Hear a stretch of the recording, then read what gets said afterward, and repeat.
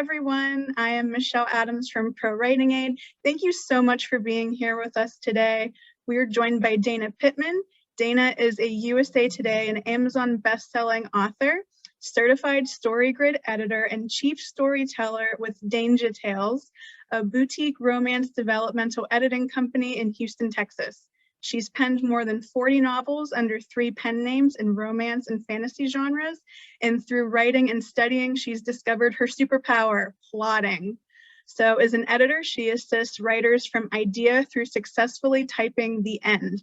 Dana specializes in romances, contemporary, steamy, billionaire, paranormal, you name it, fantasy, suspense thrillers, and plotting. And she'd love to chat with you about your novel, and that's why she's here today. So Dana, thank you so much for being here. If you're ready, I will go ahead and disappear, and then I'll just learn along with everyone else. That introduction was scary.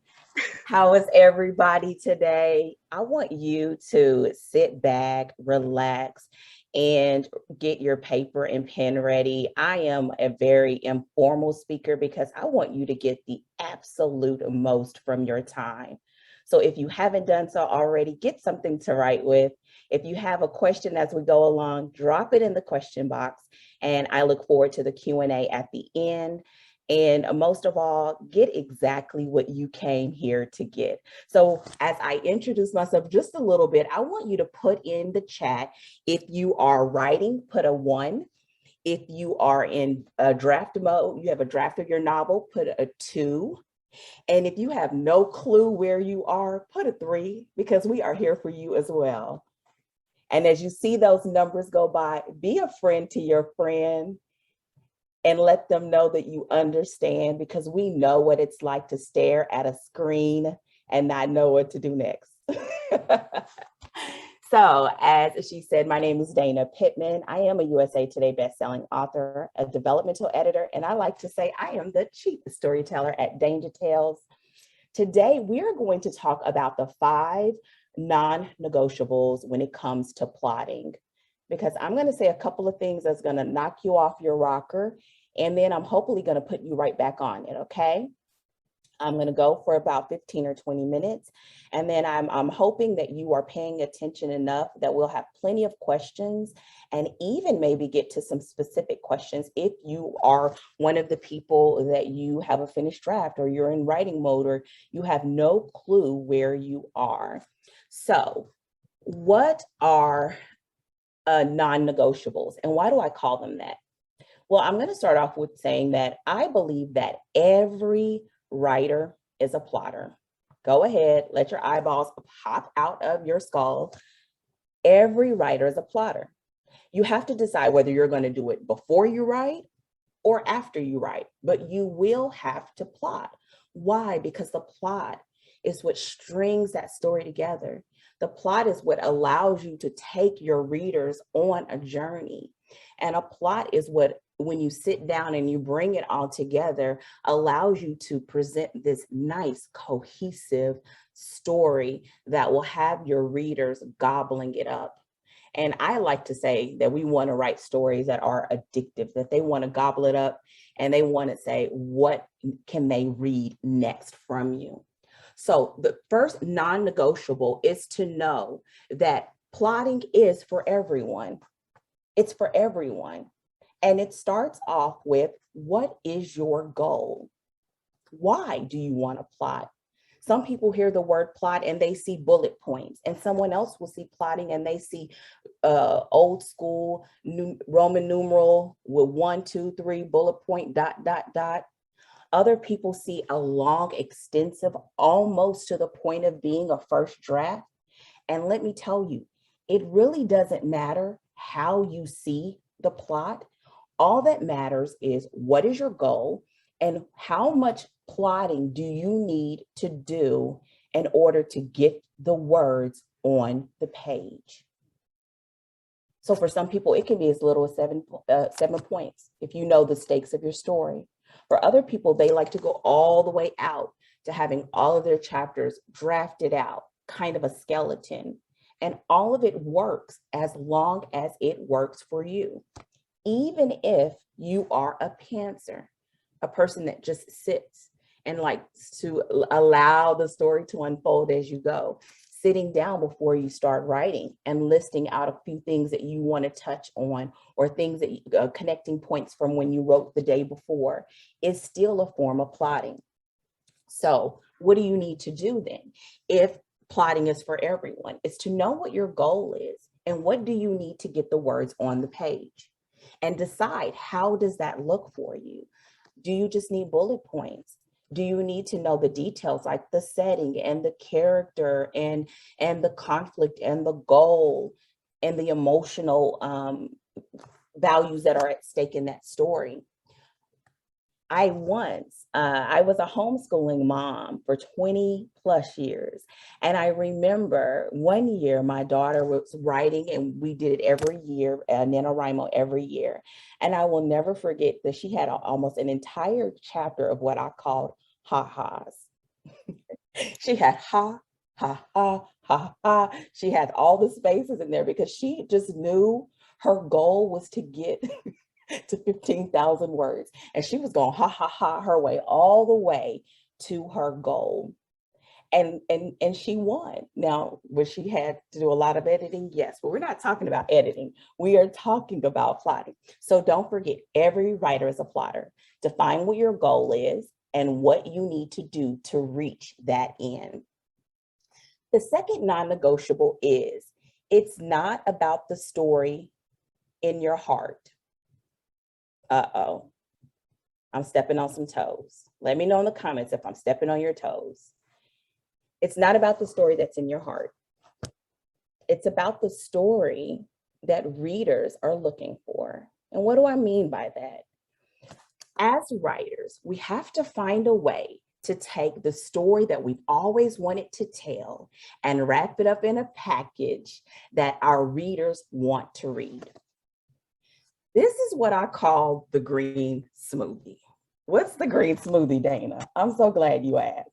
The green smoothie is when you hide the vegetables in there with the fruit and the bananas, and your kids don't know. You're filling them with a lot of good stuff because you put up the fruit in there, but you still have a lot of the nutrients. And so what you have to do is create a story that allows you to parallel and to bring about your goals as a writer, the story that you want to tell, the theme that you want to talk about, the takeaway you want your readers to have.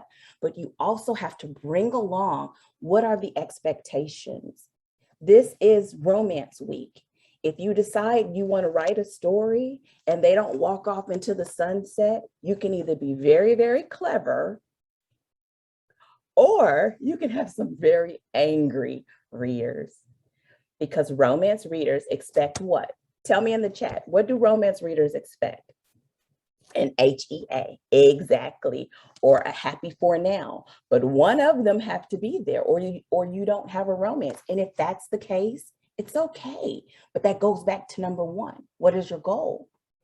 So it's not just about the story that's in your heart. It's also about the story that your readers expect, and to bring it together. So if you ever in doubt, think about the green smoothie.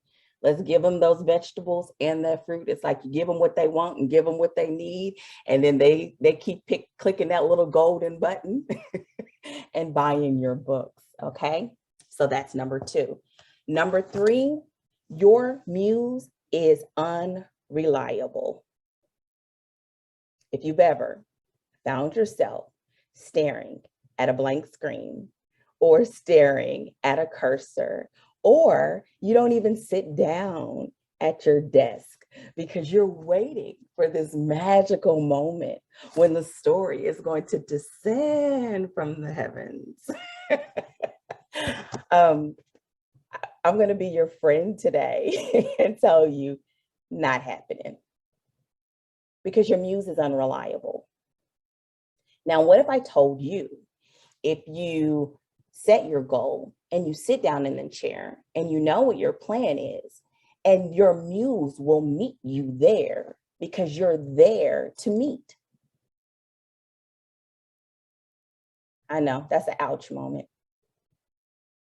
But how many of us are waiting to write a book because we're waiting on that magical moment? or you have a deadline and the magic is not there. So I'm giving you the pixie dust. Here's the pixie dust, girl, to say your muse is not going to show up unless you do. And this is where plotting becomes your BFF. If you know those bare minimal things that you need to sit in your chair and to get going, then your muse will say, "What's up?" Okay, my muse might be like a little bit hood, but it's okay. Your muse will meet you there because you're there to be met. And you will have those inner workings to be able to get some words on the page and allow yourself to hit a flow. And what happens in that moment is that you allow yourself to have a sense of confidence in you, that I don't need anything else except for the keyboard and what's in my head to get something on the page, because it's always easier to edit words on the page than a blank page. I mean, look, we're here at a Pro Writing. I mean, we can even edit with the tools that they provide, right? But you can't edit a blank page. So don't wait on your muse. That's a non-negotiable. No more waiting on our muse. Okay? The fourth non-negotiable plotting is luck is not required. Luck is not required. What do I mean by that? You know, people always say like, this person's a gifted writer, or, oh, she has it so much better because she has an MFA, or we have all these different things. But let me tell you, if you have a story that just won't let you go, then it's not meant for you to let it go until you write it. You don't need luck. You just have to show up. I remember, I have a background in law, and I remember they used to tell me when I used to write my briefs, oh, they're too flowery. I don't even think that's a real word, but we're gonna use it today. And I always was working so hard to like not put the extra stuff. Who knew that I would get paid for the extra stuff? And it's not that I have to be the best writer in the world, but I do have to be a good storyteller. And that's all the things that I've just told you about knowing what my goals are, understanding that it's not about just the story that's in my heart, but it's the story that my readers want to read. And when I give it to them, I'm going to give it to them in spades, right? And then you're going to not wait on your muse to show up. I had to sit down and write and get that draft out so I'd have something to edit and something to play with and something to amp up and some stuff to throw out and some stuff to throw in. But none of that requires anything special. It's special because it's you, that only you can tell that story. But it won't get told if we don't show up, okay? I'm looking at how is it hitting? Am I standing on your toes? Am I making you feel uncomfortable? Are you sweating? Tell us in the comments. So if luck is not required, you have to be determined. Determined to figure out what will it take for you to get to the end. And that's why this is a non-negotiable. Because we have to know what it takes. We have to know, if you're in romance, what the meet cute is and what is going to be the all is lost moment and what's going to be their midpoint mirror moment. And you don't even have to know what all those things mean to write it. But it does mean you have to be there. You have to show up. You have to, how to say, put butts in seats, right when you don't feel like it, with or without your muse. And then take the next steps. So the fifth non-negotiable is this: struggling is an option. If you're stuck, I hate to tell you, you want to be stuck. Why, Dana? Look, I'm talking to myself. I'm so glad you asked. Because there are resources, there are books, there are conferences, there are book coaches, there are editors, there are writers groups, there are Facebook groups. There are so many resources that you could be sick of resources. You could do the resources and not do any writing. So being stuck is not, it's optional. It's not a state that you have to be in. So if at the beginning you said you were 3 and you have no clue where you are, well, we need to get you clued up, not clueless. I need to know if that's what we're gonna get you clued up today, okay? Because being stuck is a choice. And that's yeah, I'm a pusher, and I'll hug you if I push you too hard. So find you a mentor, find you great books to read, sign up for these conferences, but don't just be here. Get what you need, get back to your seat, okay? Look for people that are writers. Look for someone that is a couple of steps ahead of you, and then be a buddy to your buddy and find someone that's a couple of steps behind you, because that's when you truly know if you've learned the lesson, if you can help someone else.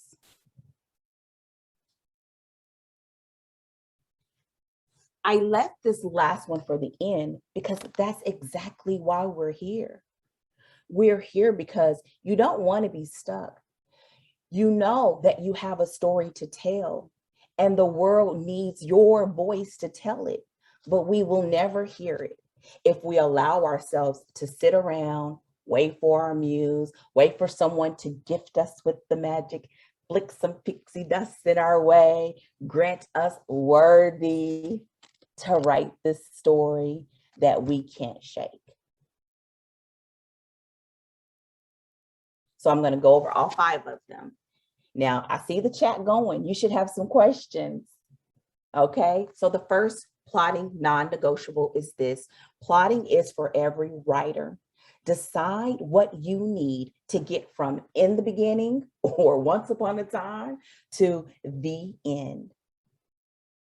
And give yourself the room and the permission to make changes and iterations to your process. It's okay.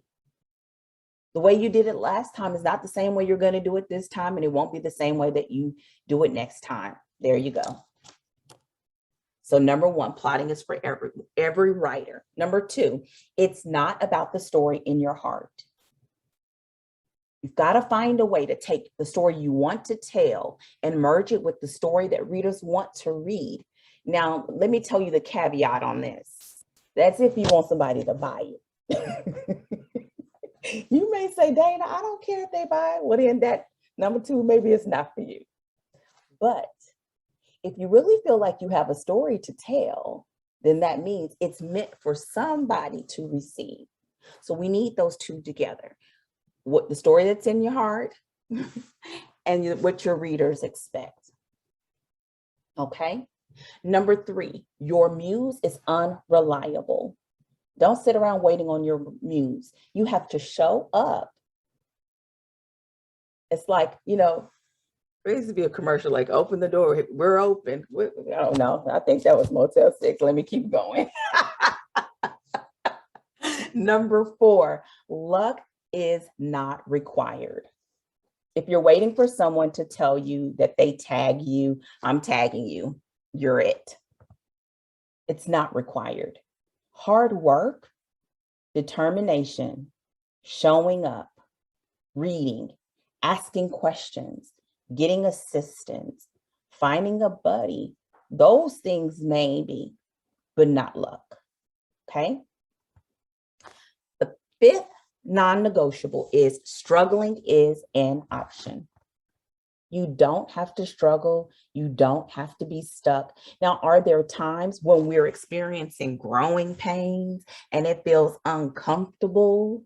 Yes. It will. And the best projects that you will ever write on, you will feel like throwing your computer, and then you'll remember how much you paid for it. Because every book will stretch you. Every book will ask you, what are you made of? Every book will ask, do you really want this?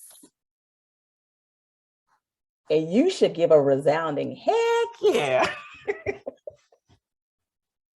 So that is the 5th non-negotiable. Of the 5 that I've shared, which one has been an issue for you?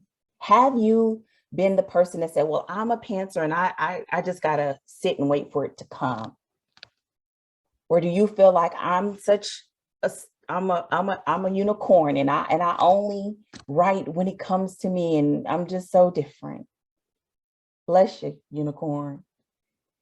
Or are you the one that you're waiting for this magical moment in the muse to show up?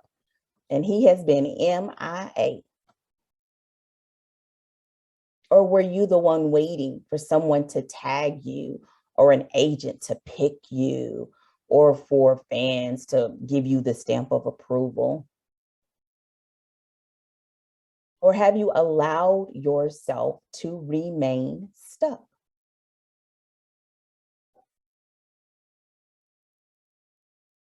Do you guys see that? This is an extra one as we open up for questions. The extra one is this. As you look at the comment chat, the chats rolling through, that tells you what? You are not alone. So if you're stuck, there is no shame in asking for help. When you see all these people with good intentions and great stories and enough wherewithal to be here, then ask what you need. And give us the honor of being able to read your story. So with that said, I think I'm ready for questions. Did you guys put some questions in the Q&A? Oh, we have questions. All righty. Man, this chat is blowing up, Dana. This is great. Okay, so we have 24 questions in here right now. We'll try to get through as many as we can, but Dana has also graciously offered to come visit our group, our romance Facebook group. So at the end of the session, if your question did not get answered, I will make a post, we'll tag Dana, and everybody can leave more questions for her in the comments.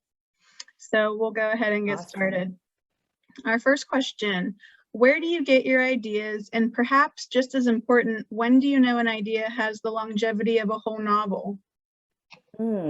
Great questions. And I may have to get you to repeat them because the stuff is moving. So where do I get my ideas? Okay, I'm a weird one. Like I have learned to cultivate practices that help me to get ideas. So to cultivate practices that help me to get ideas. I'll give you a few examples. I love watching YouTube videos about how couples met. And because I write romance, I love to watch them and then start asking questions. Well, wow, what if this happened? And what if that happened? Another thing that I love to do is I subscribe to Apple News's, look, y'all just FYI, a lot of things are doohickeys and them doobly-doos. We'll get to the end. I don't know what it's called. But I subscribe to different magazines and with no type of preconceived or anything I'm looking for, just allow myself to flip the pages. And that's why I love these unlimited digital subscriptions, because I'll look at things like stories about people I don't know about or professions I don't know about. And I just allow my mind to kind of take all of that in.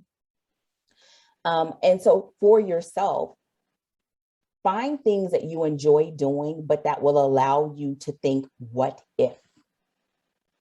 And then begin to spin that plot. Well, if this wasn't here and then we put it on the moon, or if it wasn't here and it had a shapeshifter, or if it wasn't here and he was a billionaire and she was and then you begin to have this germination of an idea.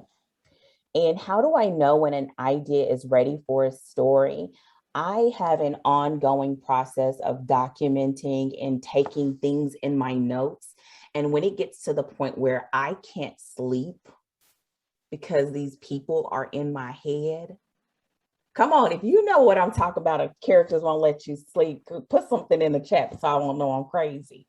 Once I get to that point, then I know, okay, it's time to start the plotting process. And usually I have plenty. See, look at all this. We all, okay, so I won't feel like I'm alone. So that's what I do. You need to cultivate practices to help you to generate ideas.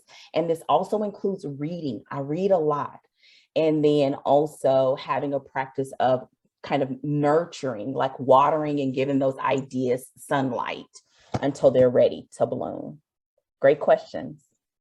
All right, our next question, it says, you hit a nerve with not needing an MFA. How did you learn the craft? Doing what you're doing right now. I always tell people, I am a product of classes and reading, and I travel to go to them before all this stuff, and I will start again. And let me tell you, if you look for the answer, you will find the answer. The wonderful thing about now is you don't need anyone to tell you that per se. I mean, as a person that creates courses, I'm glad when you come to me, right? But you don't have to have that. And so what I did is in the beginning, I tried to find the place where I knew I needed the most help.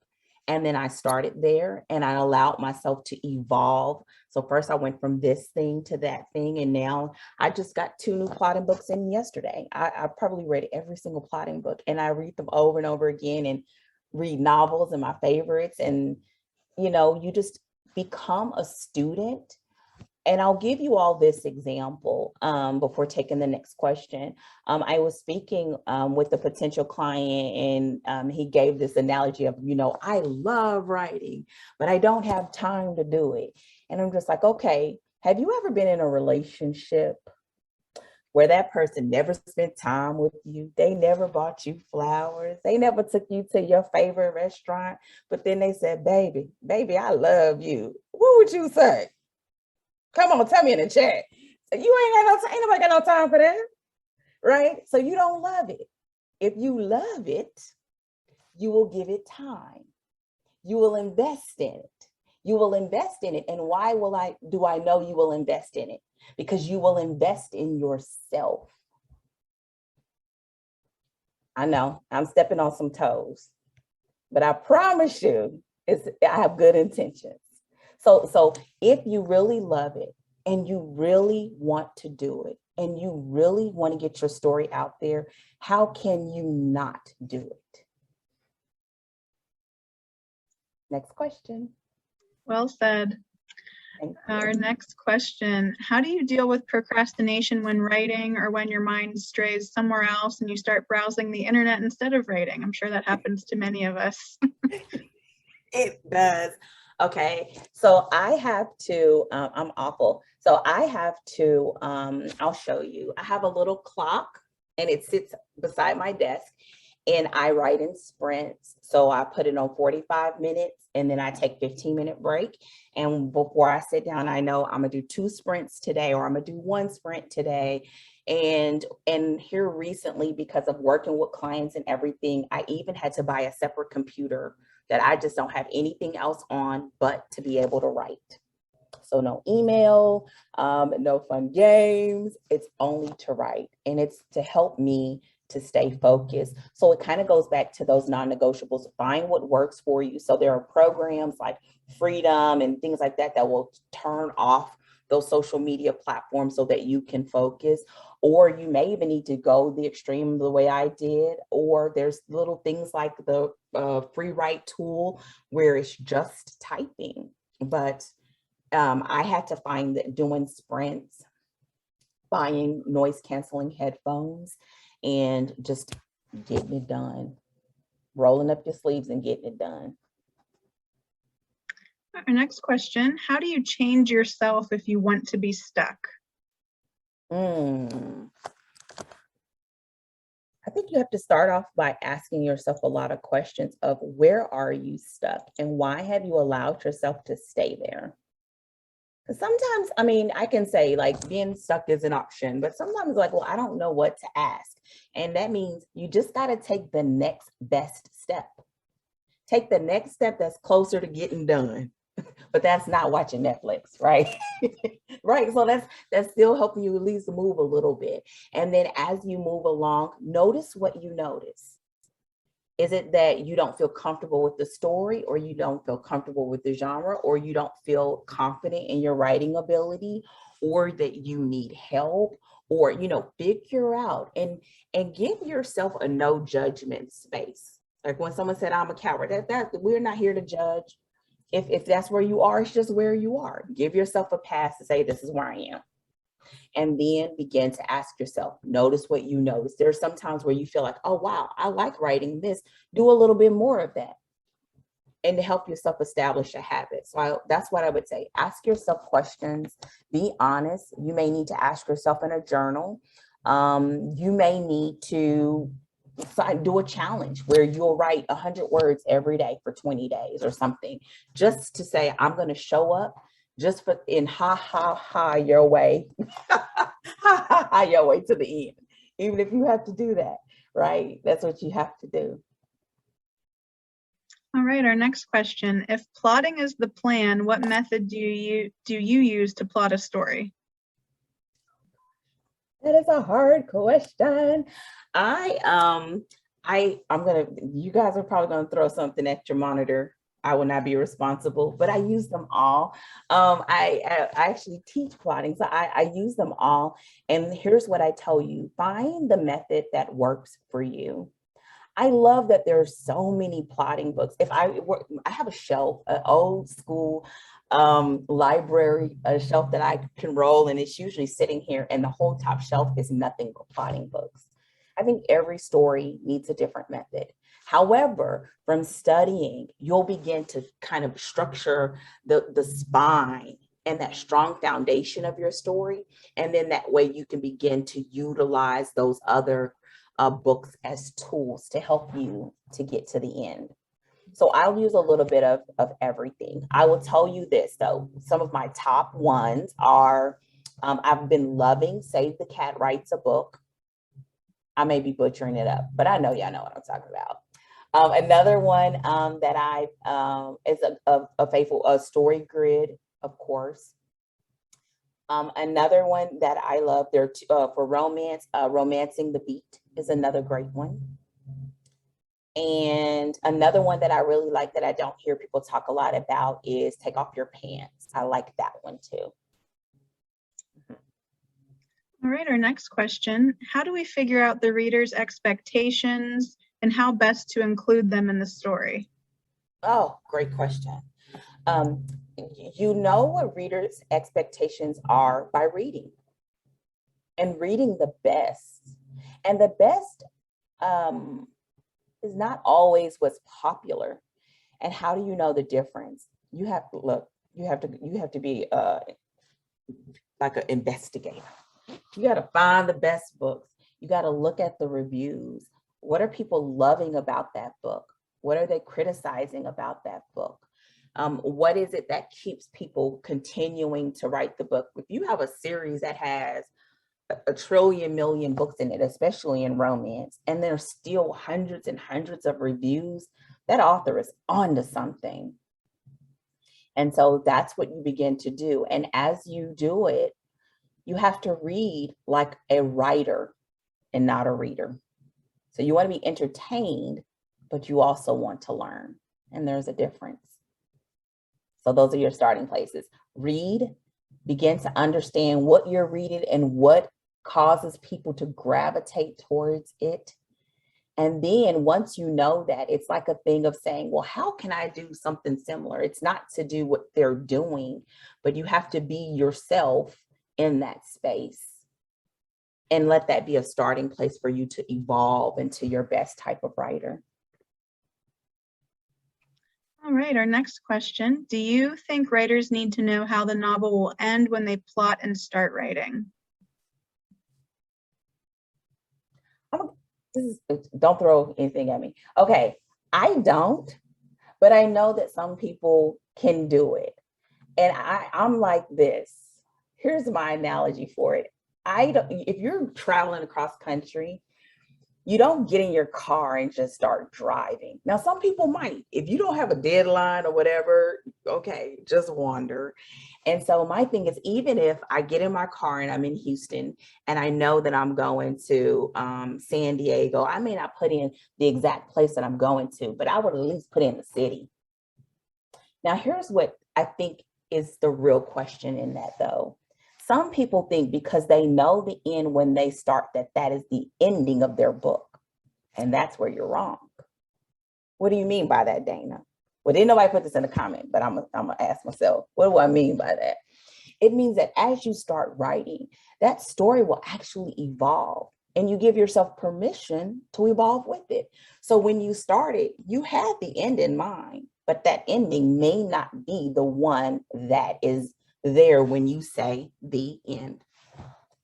And we're okay with that, as long as it's good.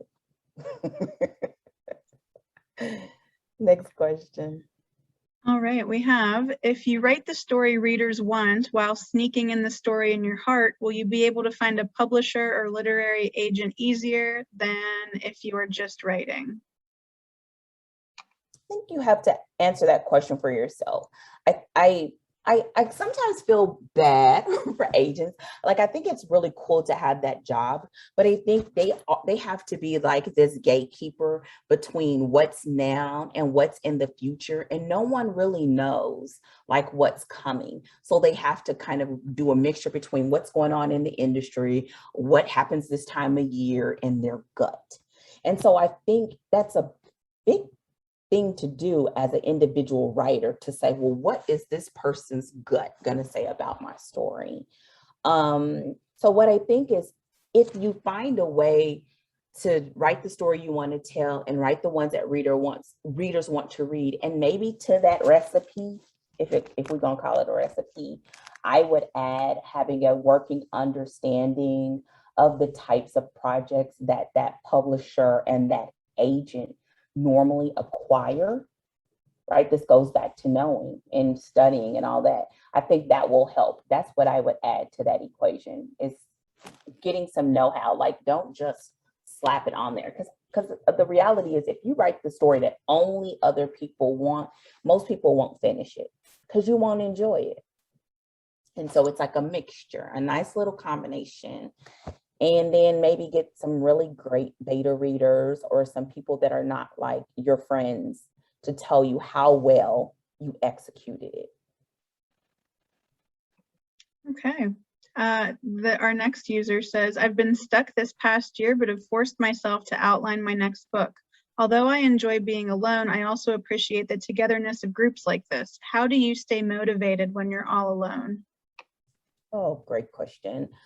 I am a part of a writer's guild. There are times where I have people that we meet and we just get on Zoom and we write. We don't talk at all. We just talk on breaks.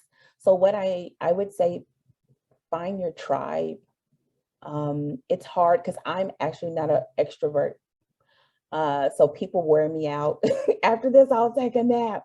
So what I would say is, get enough that helps you to know that you're not alone.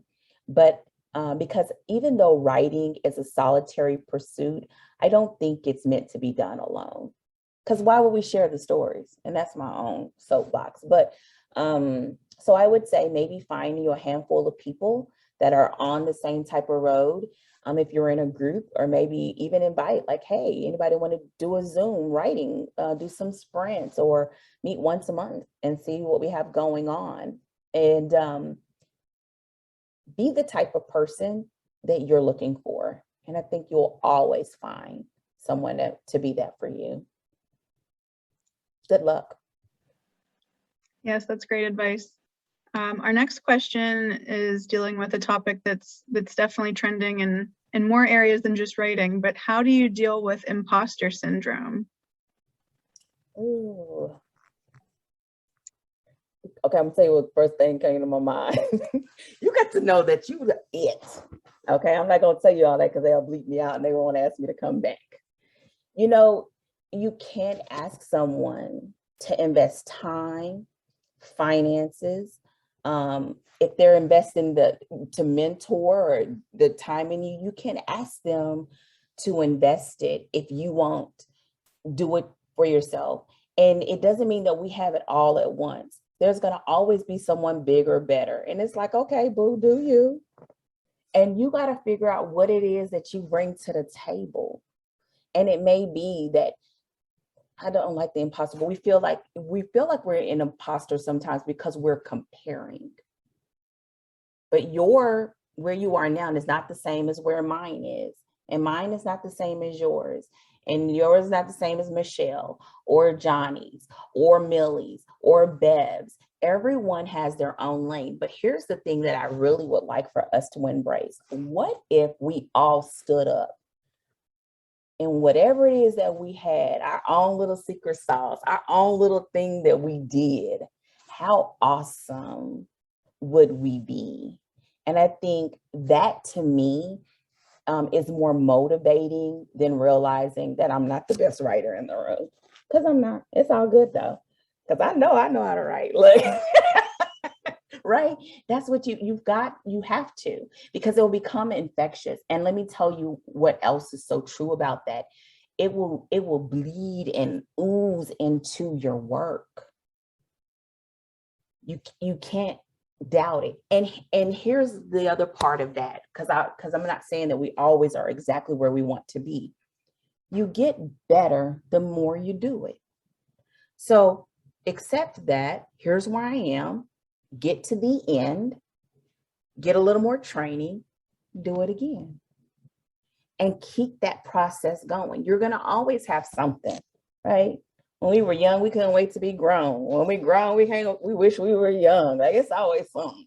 Somebody wants other than what they have. So start with where you are and be okay with it. And anything that you feel like you don't want to identify with, change it. To build off of that, our next user asks, do these struggles get easier as you write more? No. Your tools get better. And you don't allow yourself to sit there as long. I tell my clients all the time, there's 40 that are published. I've probably had more that have just come and gone over time.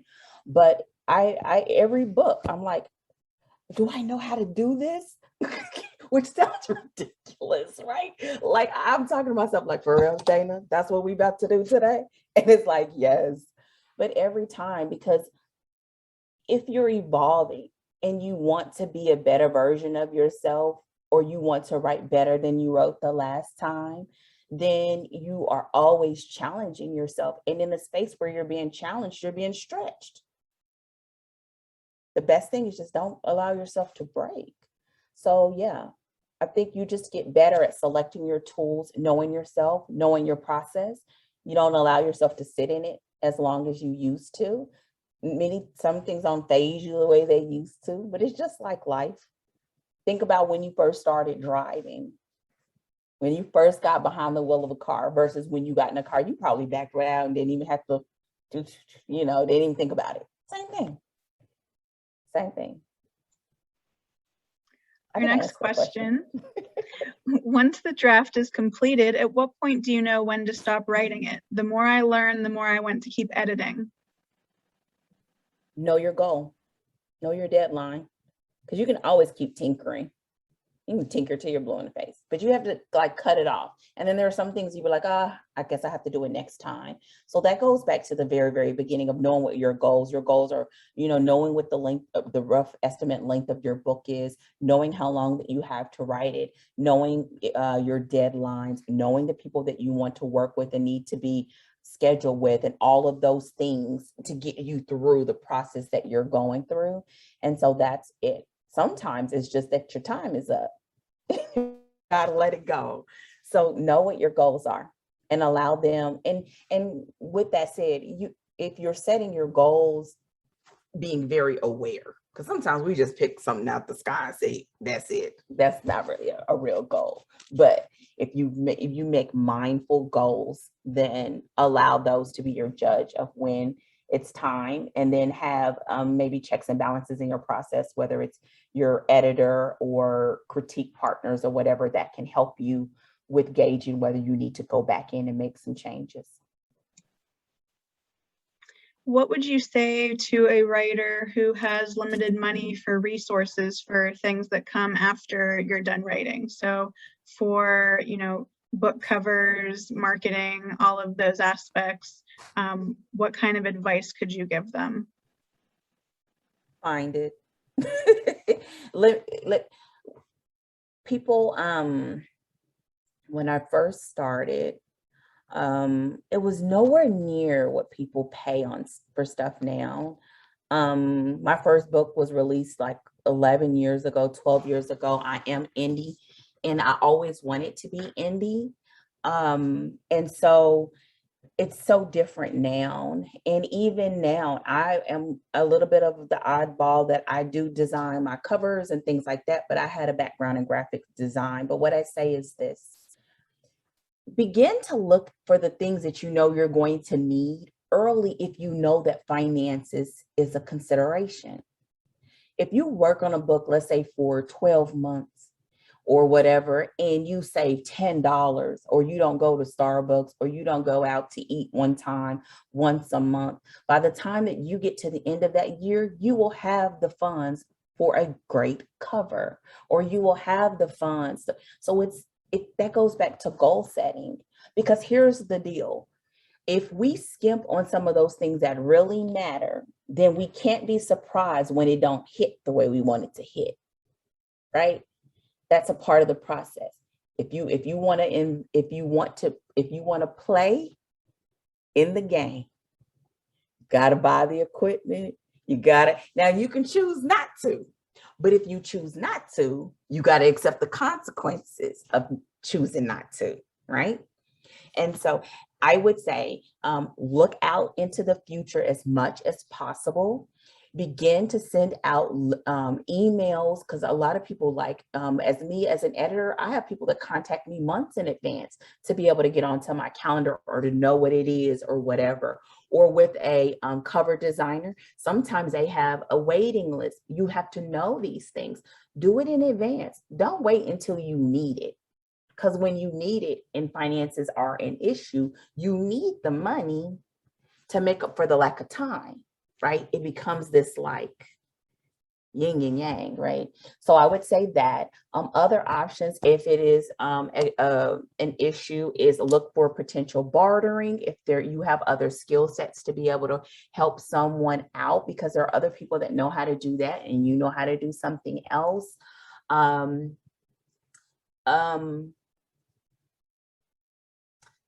And just being very aware and knowing what you can and cannot do, and allowing yourself. And the other part of that, I would say, especially if you're someone that's indie published, it's like allowing yourself to save up and do what you need to do, and then making sure that you reinvest what you earn back into your business, into your books, into your career, into yourself.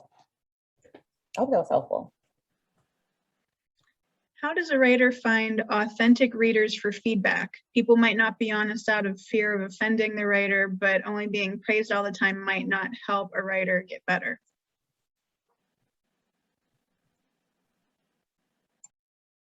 Look,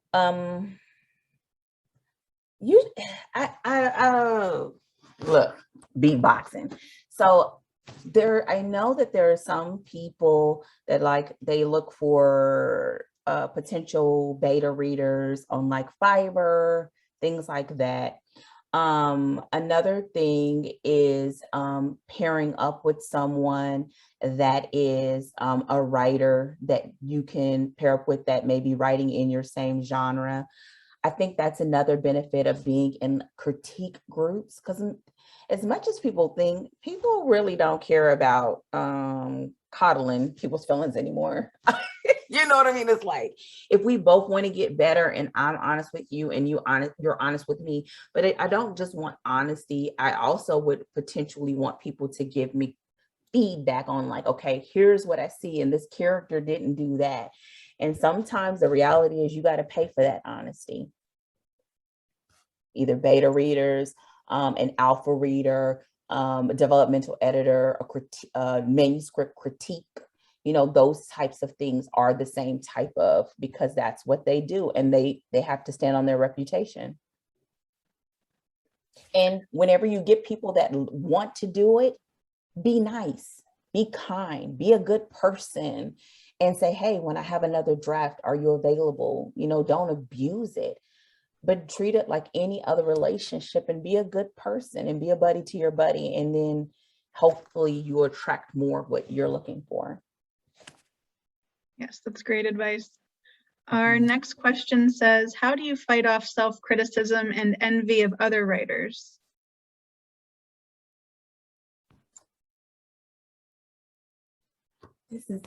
Why I ask all the hard questions? What are you waiting like?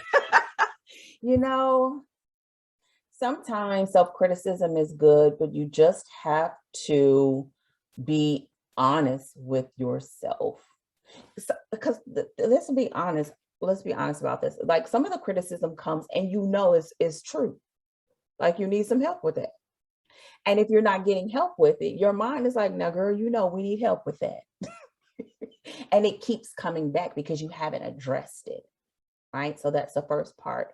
And I think it also goes back to the question that was a couple of questions ago, finding other people that can help you read, and then beginning to delineate, okay, these are the things that I'm going to do to address it.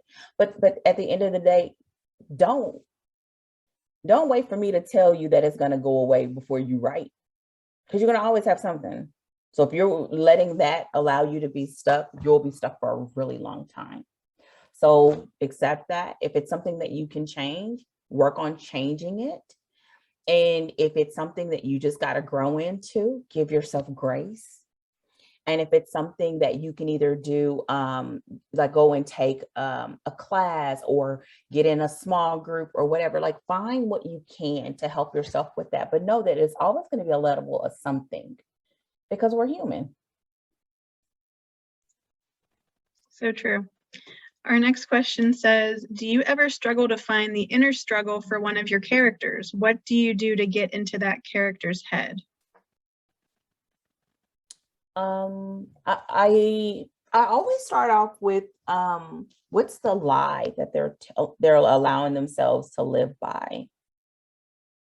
And then once I have that, then I begin to kind of dig around that. Like, what's the lie that they're allowing themselves to kind of operate from? Of, in romance, it can be, I will never love again. As soon as we see that, we already know she going down, right? And then it begins, well, why does she believe that? And what was it? And what else was going on that affirmed that? And what were those affirmations? How did she take it? How did she carry that into her present day? And then that begins this whole, you have to be curious, even about your characters. You have to be curious. And I see people, I'm like, now listen, when she tells y'all my pen name, now you got to go and say nice things. But go ahead. I'm ready for the next question. Okay, our next question says, how do you determine the levels of heat that exist in a romance novel? What are they? When does each work best? This person hasn't decided what level of heat is or how to use it. Mm-hmm. You determine by where you want your books to be in the market, and what you like to read and what you like to write. And it's kind of a mixture of all of those, like all of that. And so I would start off with the books that you reach for. And sometimes you got to grow into it. I remember when I first started off, I did closed door scenes, and now I do steamy, and it's evolved over time because of where I wanted my books to be. And the reality is, in my mind, in your mind, who you want to be as a writer. So however close you can get to that as soon as you can, right? Even if you got to get better at it to be able to feel comfortable standing in that place. Because the first time I wrote a sex scene, I was like, oh my gosh, this is so uncomfortable. I'm looking over my shoulder and it was just so weird. And over time you get better. So I would say, look at where, if you had to forecast where you'll be in your career and where you'd like to be, what type of content and stories would you tell in that place? And then begin to orchestrate a plan to get you from where you are and into that place. And I think that will help you with the heat level. And then the other part would be, where you want to be in the market. If you're saying, oh, I really want to do Christian fiction, but I love a steamy novel. Oh, right. You gotta work that out. You gotta pick one. So, that comes back to the story in your heart versus what do readers expect. Those two things. Right. I think we have time for one more question. Okay. How do you keep bad reviews from sticking in your brain? Oh, that is so awful. Yes. I've had to, I'm not great with that. I'm not great with it because I feel like a lot of times I look at the market different than other people, in that I just love to tell the stories I love to tell. And it's not like I'm aiming to be this person or that person. So I'm really good about being in a tunnel. So what I've had to get to the point is where I don't look. And so at a certain point, especially when my books really hit a certain traction and people outside of my normal readership get a hold of it, I just got to have tough skin or don't look at it. Especially if you are allowing yourself to experiment, because sometimes you'll try to experiment with things and people will shoot it down and you'll stop. But that's what experiments are for. And so you've got to know what your goals are and know that, I may have to take an L on this one so that I can get better in this space, or I really want to write this, and you won't do it until you do it. And so I would say limit it. If you want to use your reviews as a way to get better as a writer, maybe ask someone that you trust to read them, and then just give you the parts that will be helpful and leave the parts that won't be helpful. And so that's what I would suggest. Well, this was amazing, Dana. I feel like you just took me and everyone else to church with you, and I feel super inspired. So thank you so much. So many great, insightful points here. And Dana will be in our Facebook group. So if you didn't get your question answered, head on over to the romance writing group on Facebook and we will be there. Dana will be there to answer your question. My colleague is going to drop the links again for the resources for Dana. Make sure you check out her YouTube channel. It is full of awesome videos and helpful resources for you. So subscribe to that. Yeah, Michelle, before you go, and I know yours wrapping up, I just want to leave with this. With all the things that you're going to hear and all the things that you're going to encounter, trust your gut. If you are meant to write the story, write the daggone story. Quit playing. Don't wait for somebody else to tell you. It doesn't have to be perfect to get to the end, but just do it. And when you do that, something amazing is going to happen in your brain, because your brain is going to say, you finally listened to me. So do it.